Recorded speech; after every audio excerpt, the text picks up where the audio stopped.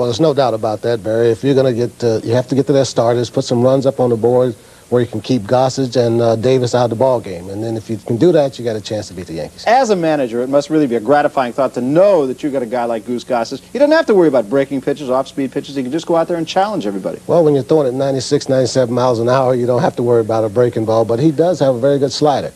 But in those situations, you don't worry about a slider. You just go after hitters because all he has to do is get 6 outs. And speaking of relief pitching, Earl, I mean, it's, the Montreal Expos and the Los Angeles Dodgers have to be a little short, and in that area, I would think they are most efficient compared to the Yankees. Without a doubt, Gossage is awesome, and Davis is better than the strikeout per inning, and they can go to him early. You only have to use 3 starters in the World Series too, so they can choose May or Righetti to be out in that bullpen to be long man, and if you don't get ahead of them, then there's just no chance. We mentioned Valenzuela earlier in the program, and of course with Valenzuela pitching this afternoon in Montreal, that means he'll only have 1 start in the series. He'll probably only get 1 start unless they have some weather. There will be traveling days, but if he'll be starting the 3rd game, it'll be tough to come back for the last game.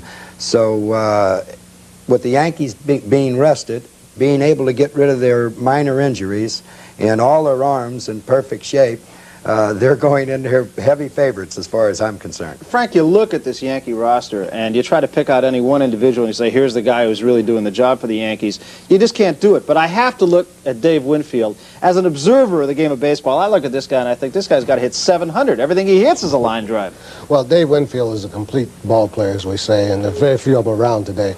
And he does hit the ball hard. He's a line drive type hitter. He has almost what you call a pitcher swing, and the ball just jumps off his bat, and he can be awesome. Is there anybody that you could look to and say, here's the guy that's really going to be the key to this World Series?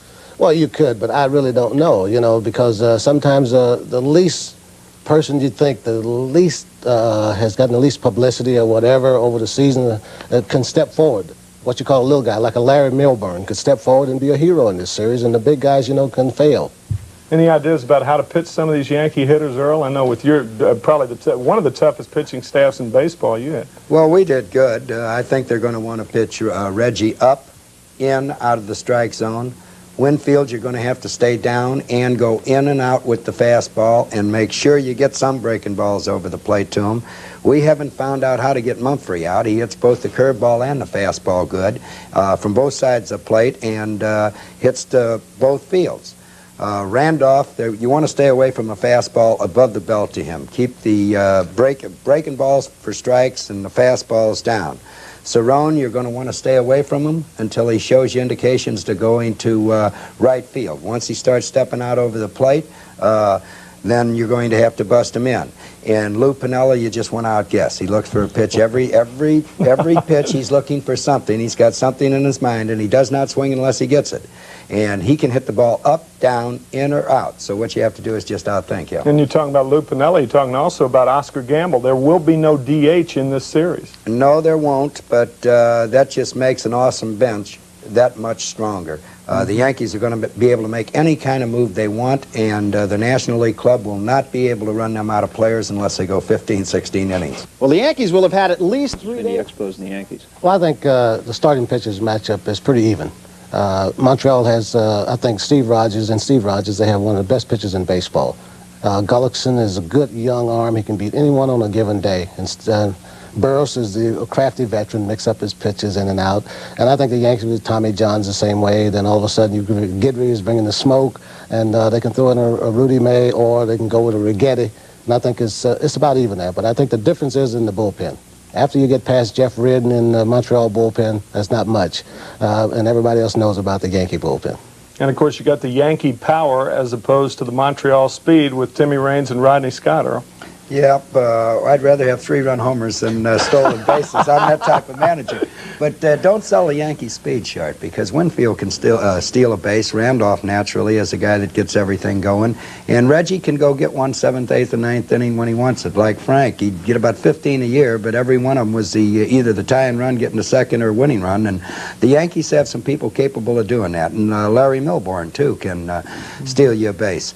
But both teams have good speed, and while Montreal is going to do a little more running, I think the Yankees might lay back for the long ball. You know, Frank, in a game of football, we talk about people who are gamers, and I would have to think that holds true in baseball, too. And I look at a guy like Chris Spire, who had something less than a banner year, but he's come on, he's had a great playoff. A guy like that could be a key player in a game like this. Well, there's no doubt about it, and every series seems to have that type of individual, and it seems to be like a Chris Spire type of individual, where he doesn't get a lot of publicity, but he's just that sound, solid ball player, goes out there and does his job, and all of a sudden comes up with the big hit of the big series. Well, that's the way it matches up. Were it to be the Expos and the Yankees, but what about the Dodgers? They still got a chance. Great pitching, good speed, a lot of bats. What more do they need?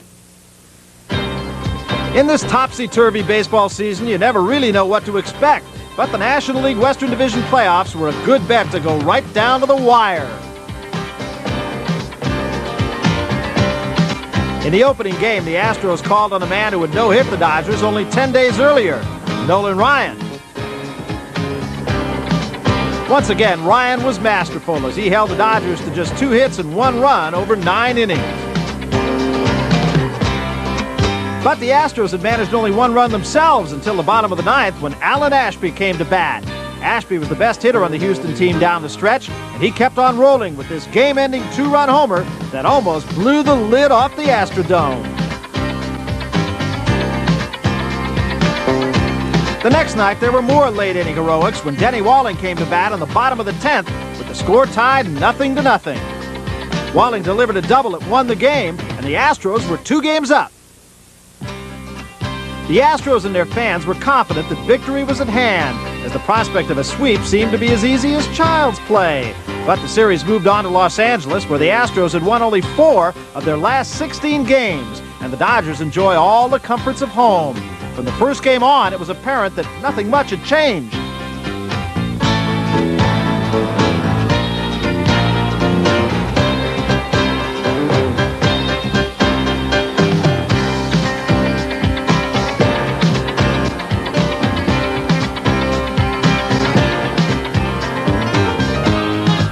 The Dodgers won games 3 and 4 and held a 4-0 lead in the bottom of the 9th of Game 5 as a determined Jerry Royce worked with 2 outs and 2 strikes on Houston batter Dave Roberts. The 3rd strike gets past the catcher, but a quick recovery ends the year for Houston, and the Dodgers are champions of the National League West.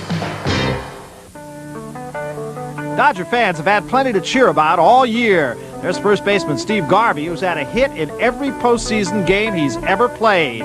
The all-time Los Angeles RBI leader, Garvey is also a Gold Glove fielder who made only 1 error in 110 games this year. Dodger fans get pretty excited about second baseman Davey Lopes, who overcame an injury-filled season to lead the club with 20 stolen bases and is baseball's all-time leader in stolen base percentage. Shortstop Bill Russell was one of the few bright spots at the plate for the Dodgers in the '78 World Series against the Yankees, when he had .423. This year, Russell's numbers have been down, though he did hit over .300 during the last 2 weeks of play. At third base, the Dodgers always count on the Penguin, Ron Cey, and it looked like Cey's season was over when this pitch broke his left forearm early in September. At Jeopardy was one of Cey's most productive seasons, a season in which he hit .288, his highest average in 9 years.